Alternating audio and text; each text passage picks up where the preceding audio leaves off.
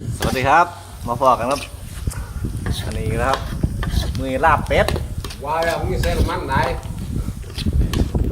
เซฟเซฟตอนนี้ยังอยู่เซฟ เบื้องไหนเป็นเจ็ดคุณเป็นเบื้องไหนหนึ่ง ตอนนี้กำลังเจียวไอ้หนังเป็ดอยู่ครับ มันจะสปอนเซอร์เขามันจะมีโฆษณาขันกลาง อันนี้ใส่สูตร เจีย ใส่ ว สูตรเจียวหนังเลยครับ เจียวกรอบๆครับ อันนี้ต้มเรียบร้อยครับต้ม สุดยอด ฝีมือเซฟเลย เจียวเป็ด โอ้ ผมมึงไปเปิดฮะแต่มึงกินหอมจะออก ปิดไป เรือต้องเอาตัวนี้ต้องนี่ เปิดในแฟนคลับมึง นี่ไม่ ขอน้ำมันหนีโรคใส่ในเด้อ เอาได้เบิด งานเขาเลยแล้ว เอาได้เบิด เอา เมาเบาดิพี่ เออเมาครับ ต้องไรเนาะ บ่ลูกมึงย่างมันเดียวไหม เดี๋ยว ต้น เอ้ย มันจะเกาะผมคือเซติดมันเลย หน่อยนึง หอมเนาะหอมกินหนัง พ่อใส่นะโอ้หอมดีครับ เฮ้ย สูตรล้วนหนัง ก้อนหนังเดี๋ยวแล้ว มันจะบ่นี่บ่จันน้ำมันหอนไหมเจ้าเนี่ยใส่เจ้าไหม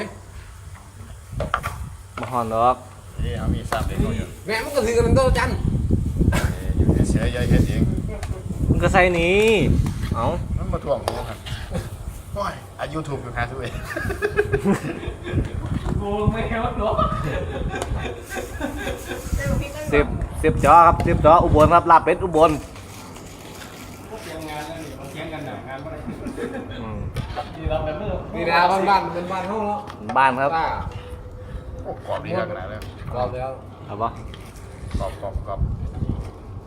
เอาบ่เสียอย่างมึงเอาฟังเสียง มันฮอน ฟัง มัน เสียง ฮอน เอาครับบ่เสียเรื่องกรอบนี่ไม่ต้องถาม เพียรเปิดตรงนี้คนอื่นรู้คุยกันเยอะ น้ำมันเทศดีไหมเนี่ย แตกซอยหอม จะได้จะได้ เอาน้ำมันเทศดีไงไม่ไรวะ ที่บ้านเลยน้องพร แต่นี่น้ำมันเป็ดเทใส่ต้มนะครับให้มันมัน หอม น้ำพังมันกับมันอยู่แล้วครับ เอาถุงมา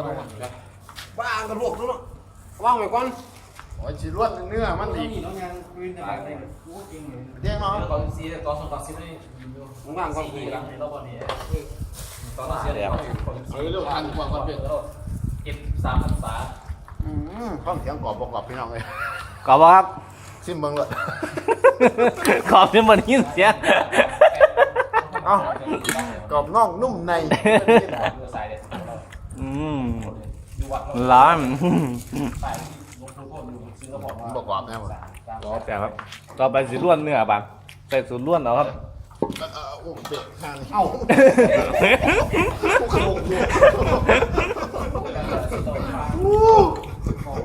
เนื้อไปล้วนบังอันนี้คือสูตรซีจีครับสูตรง่ายสูตรโบราณกินยากครับ บอกโบราณกินไงโบราณกินไงผมไม่กินยาก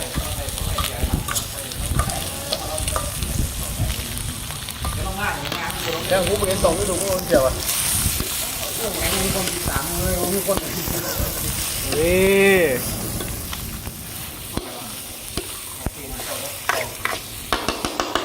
กำลังซ้อยลูกโดดครับ เจแต่กำลังซ้อยลูกโดด อันนี้เปให้ล็อกครับผมมือนี้ว่าไปลองเพลงต้มครับต้ม ซิมก่อนหำซิมก่อนหำเดี๋ยวมึงกันข้างนอก เอาน้ำต้มใส่ ยัง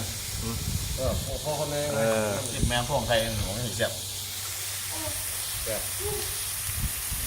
เป็นไงครับเป็นไงครับ โอ้ยถ้ามาเสียบไปหาหมอใส่สุดยอดบอกไปสิ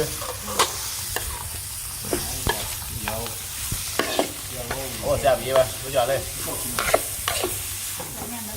ใส่เวลาหน่อยครับลาบเป็ดของกินยากครับเบิ้ลเหล่าสาวขวดยังบ่แล้วอยู่ครับ ข้าวออกกัน ข้าวบอกกันโมเฮ็ด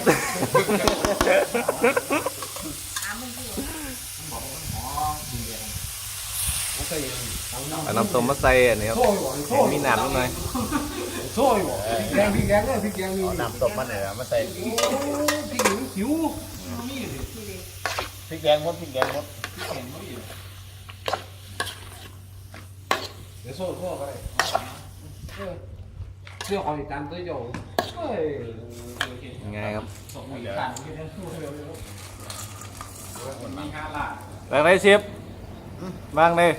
ว่าสุดยอดแล้วครับมันก็สุดยอดแล้วครับมื้อนี้ครับมื้อนี้มีเป็ดมา เป็นปีวะ เป็ดพี่ผมงั้นเอียงก่อนเป็ด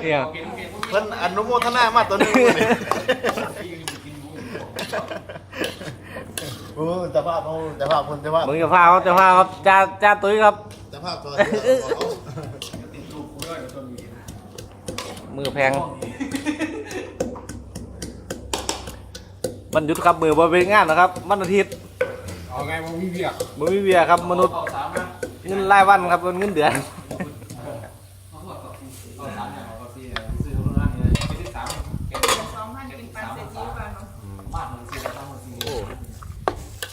ใบใจเลยครับเก็บจอยไปชี้ไปทันนะครับ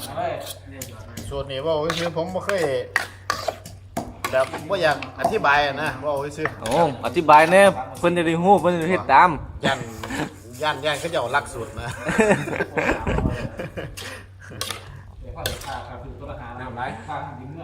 นี่ใส่น้ำหน่อยพอดีเอ้ย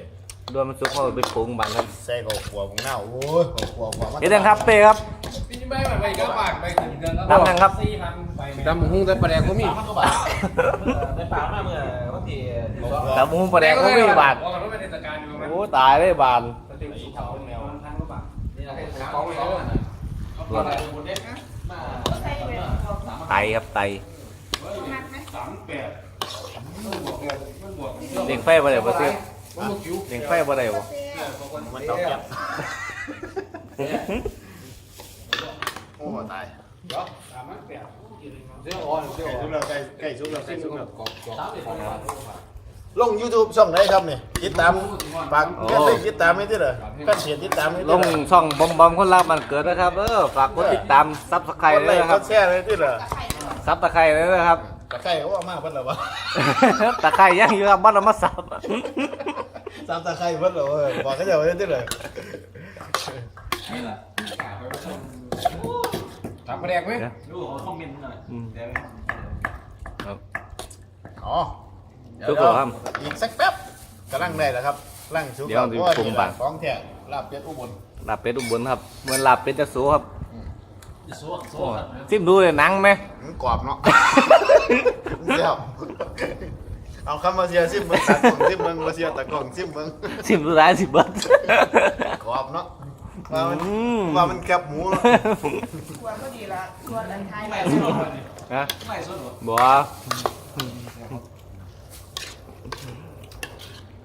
อ๋อ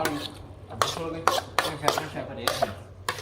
เดี๋ยวเอาไอ้เท่านี้มันประเดี๋ยว กำลังตำหุงครับแต่ไปเอาตะแรกมา เอ้ยสูตรซื้ออะไร หมดเกลือเทียมพอตายครับ ใส่เหรอ กินน้ำกันกินน้ำกัน มันจะมาเล่นโดนเขาบอก เอาเลยวะ มีบักกอกมันยังแสบครับ เกลือมีเกลือ แซ่บไหมแซ่บไหมแซ่บไหม อันนี้ แกะข้าวยังไง แก่ข้าวครับ แกะข้าวยังไง ตามธรรมเนียมครับ ตำของเกี่ยวตับเป็ดมันไม่พวกเขา ไม่ได้กินกับเพื่อนเป็นของพวก โอ้ ของแกะต้องมีเสียงสิครับ ของแกะต้องมีเสียงแบบนี้ ก็บอสนับสนุนให้กินดื่มแอลกอฮอล์ครับแต่ก็มีบ้างครับ อยู่ไอ้ช่องยังเหรอครับ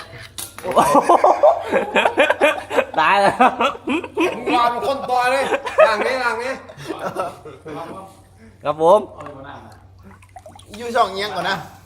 ช่องบอมคนรักบ้านเกิดนะครับ โอ้ กดติดตามให้แน่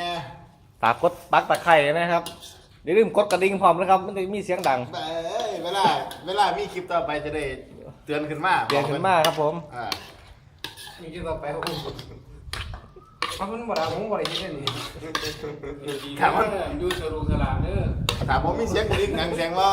ผมไอ้อิหยังก่อน นะ แสดงว่าผมมีเสียงกระดิ่งดังแสดงว่าผมบ่ได้เฮ็ดคลิปครับเพิ่น มาปัง ไปครับอ๋อ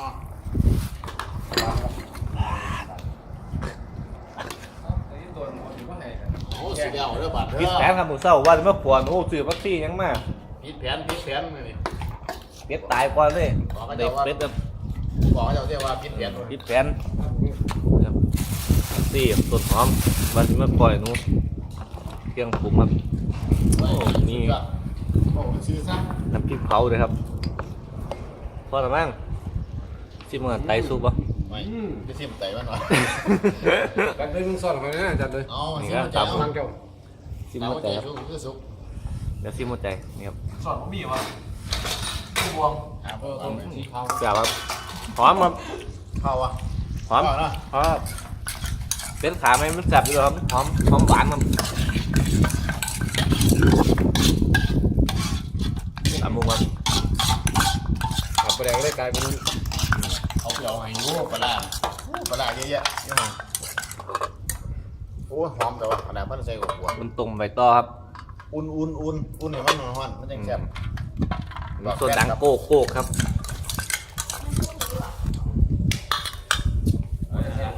โอ้โหมีผู้สาวมากครับ เขาระวังว่ะ ถ้ามาดมเอาไว้นะ มันข้างเดียวอยู่บ่ อาบน้ำเนี่ย โอ้โอ้ประแดกพร้อมเลยครับ ปั่นน้ำต้มเลยวะคือใส่เลือด โอ้ ไหม บอกว่าอย่าฝาก ไหมครับเข้ม เกี่ยวกับทหารที่แบบ ผ่านพอแล้ว นี่กำลังตำหูนี่กำลังคนหลับเป็นครับแซ่บเหมือนกัน เอาทุกอย่างมันปุ๊บ คนโน้ตเดี๋ยวมือกล้อง พริก มาสปีกว่า หัว ใส่ได้กินมาดิตำรวจโอเคได้พูดแล้วกินมันก็แล้ว หอมแล้วประเดี๋ยวมันหอมตอนนี้เปิดดีขนาดเงาปากเงาเลย เดี๋ยวผม หน้าก็เจ้าหน้าไม่หลุดเยอะอยู่นะ เอ้าเงาหมดเลยเหรอ ประเดี๋ยวเสียพวกมาเขานั่น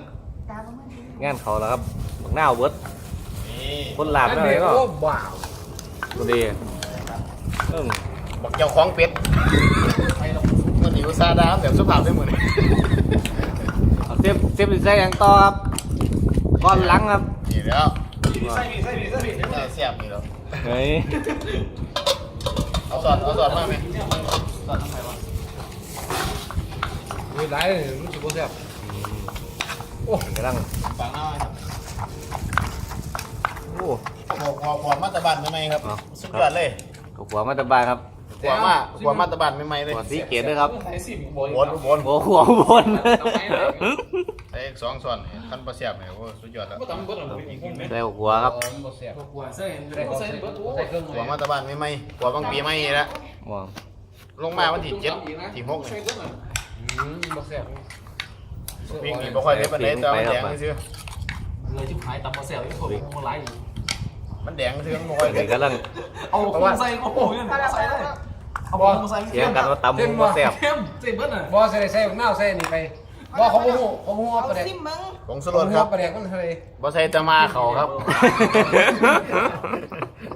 หนาเสียครับ บ่ใส่ตะมาเขาครับ ขมบอกกันแม่นี่ไหมขมมันปาดบอกกัน โอ้ยมันเกี่ยวกันดูอยู่ที่มือนี่เจ้า ปลาครับ ดิ้นบัง เรียกว่าเข้มเหมือนเขาต้อง โอ้ยสิมึงเนี่ย แซ่บอยู่ สมของพ่อ ฝีมือเปรี้ยวแซ่บกระดอน เข้มมือออกอยู่ว่า พอทำเขาแล้ว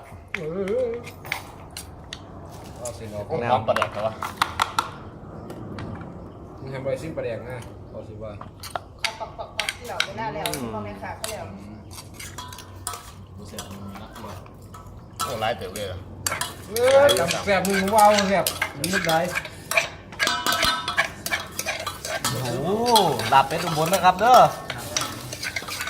หากินยากครับ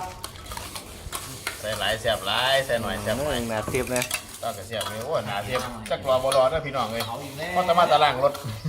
เพราะตอนรถมาตะล่าง เขาเก่งกว่าทั้งไทยอาจารย์บ้า แม่มีเขาไม่ แดกบ่ซื้อซะ กินเขา ว่าโอ้ว่า ฐานอ่ะพี่ถึงมือ บ่คู่กันแท้ปะ ไม่เอาเกี่ยว หอมหมกหัวว่ะพี่น้อง พร้อมไหมครับดมกินดูครับพร้อมครับ หอมหมกหัวเดียวหัวมาใหม่ๆเนาะ มา หัวมึงเน่ากินดอกเลยครับเดี๋ยวอาหารอีสานมันเท่า ถ้ามึงใส่ใบก็บ้าเข้มเหมือน เอ้าชิมบ้าง ซิมเดียวสีไทยเซฟซิม อ๋อให้พี่น้องชิมแม่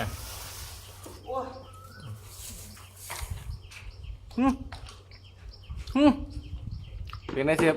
ว่าข้ากอยู่ลาดแล้วบอกให้พักก่อนครับ คำถามมาเข้มมา ลบเขา ปลากับลาบใส่ลาบทั่วไปนะครับอย่างเงี้ยหอมแดงครับ ครับ ดับ บ่ เลย ได้ใส่หอมแด เดี๋ย ง ว โอ้ มาต้องเดี๋ยว บ่ได้ใส่หอมแดงใส่นะ ฮะ เอากูช่วยอะไรเนี่ย ลูกซอย18นะ บ่มีหอมแดงบ่ โอ้ยบอกว่าก็ไม่ครับ ไม่กินของพอดีเนี่ยทานี่ สีเดียวหรอสีเดียวหรอ สื่อมันทำไม เออเห็นโดนไปก็ โอ้หอมไหมครับใส่ผักเข้าไปยังหอมครับ โอ้ยเห็นสวยแล้ว เห็นโดนก็บ่ไปนั่งแตกกินเจ้าไอ้โทรหาไม่หรอก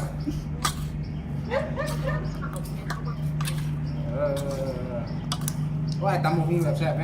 นะครับทานมา เดี๋ยวคุยจับภาพนิ่ง กูกินเองเนาะว่าแซ่บเลย หอมครับใส่ผักเข้าไปยังหอมครับ ใส่กระตื้นนึงอ่ะนะ อาหารอีสานมันทั้งได้กับแซ่บครับมาอยู่ในเมืองกรุงก็ได้กินครับเดี๋ยวมันอาจสิโลแพงอยู่ครับ ไม่ได้ทำไงที่เราปวดมา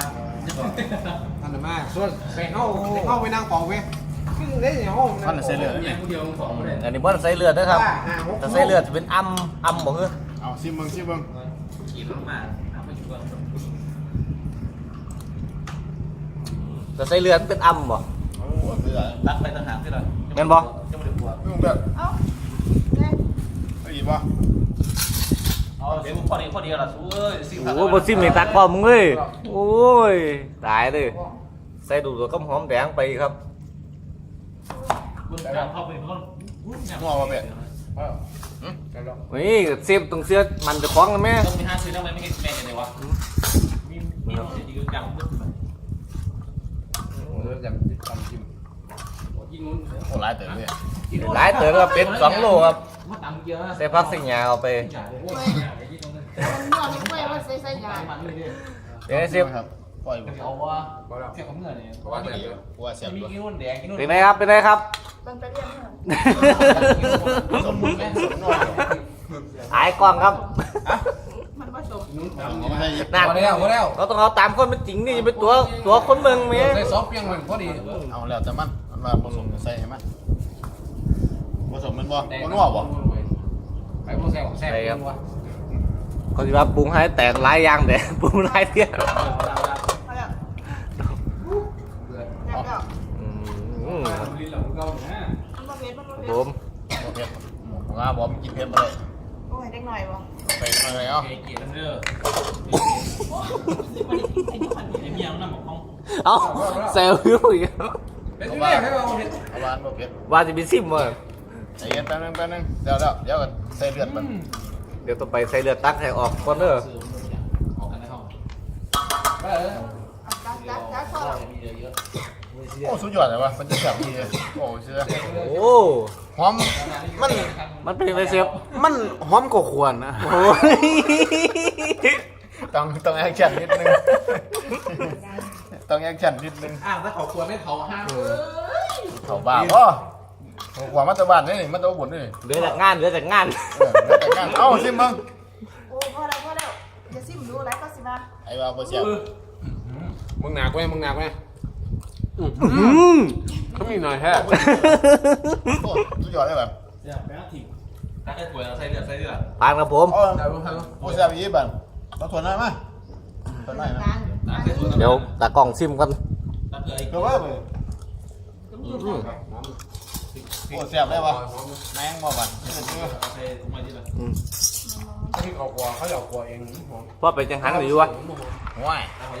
ใส่เลือดได้ อันนี้แบ่งไปคุณรัสตินะครับ เปลี่ยนได้ไหม เพิ่นบ่กินเลือก เข้าดังนี้หมดแม่มากินไปจะขึ้น โอ้หลาย พ เติบ อแล้ว เป็ดนี่แต่คนกินถือกับถือครับแต่คนกินบ่ถือกับแพ้เลยครับเจ็บขอกเจ็บขิ้งครับ ยิ่งเลย วันนี้ ถ้ากินไม่หรอก ต่อไปอ่ะ ที่เด็ดครับขัน เฮ้ย ขันสุกแล้ว เลือดครับเลือดสด ขันสุกแล้ว ๆเลือดสุกแล้วครับ แต่ว่าใส่เลือดไปอัดสิบ ใส่ วันได้ น้ำมั ป่ะ นคั่นใบตะไคร้ครับใส่ลงไปครับมันจะเป็นอีกคนละสีครับบัดอันนี้ผู้ชายกินครับนี่ครับ เธอกินบุกเธอกิน เธอกินครับ หาที่ช่วย กูไม่ให้ผู้ชาย โอ้ผ่านครับเมนูนี่เดี๋ยวให้เซฟผ่านบ่ฝีมือเจ้าของ โอ้ยว่ามันคักหลายตัวแล้วครับอีโอ้ซื้อซะปกตินี่บ่ค่อยได้ไปเฮ็ดนี่บ่ค่อยเฮ็ดให้เบิ่งกินจังเทื่อได้ครับมีแต่เฮ็ดแบบ จังไงล่ะ เราก็ แบบ ตอนนี้ ฝ่าวๆเลยนะ บอกว่า แล้วว่ามื้อนี้ มือนี้กับพายครับมาครับกินข้าวร่วมกันตอนเที่ยงครับผมอย่าลืมกดซับสไครต์นะครับผม พอดีเลย ตะไคร้เบิร์ดแล้ววะ แม่น มึงน่าเซฟ สุดยอดเลยบอก โอเคครับผมผ่านครับเมนูนี่ขอบคุณที่ติดตามครับผม แ